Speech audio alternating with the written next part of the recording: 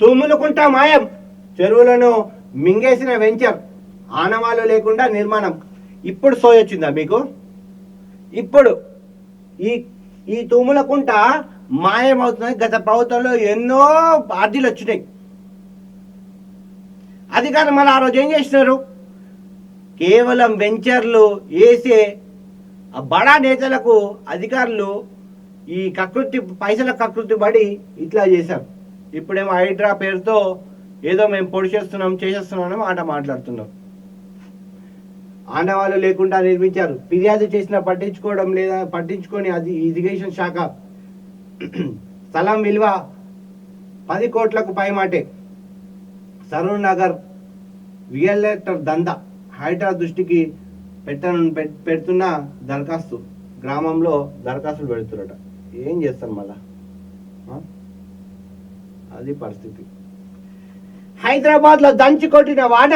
తెలంగాణ రాష్ట్ర వ్యాప్తంగా భారీ వర్షాలు, పలు చోట్ల రాకపోకల అంతరాయం. చీకట్లో హైదరాబాద్.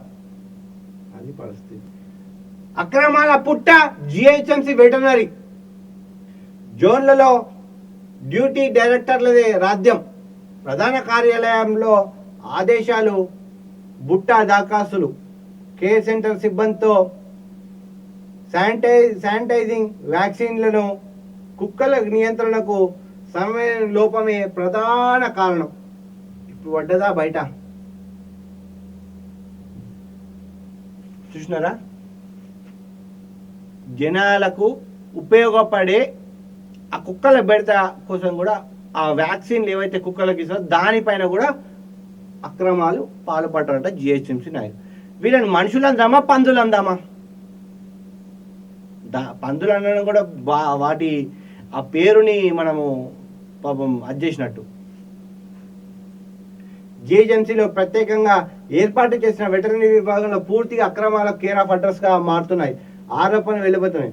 ముఖ్యంగా నగరంలోని వివిధ ప్రాంతాల్లో సంచరిస్తున్న వీధి కుక్కలకు శానిటైజింగ్ ఆపరేషన్ చేయడంలో తో పాటు రైబీస్ వ్యాధి ప్రబలకుండా యాంటీ రైబీస్ వ్యాక్సిన్ చేయాల్సి ఉంది. కానీ veterinary duty director, assistant veterinary ఆఫీసర్లు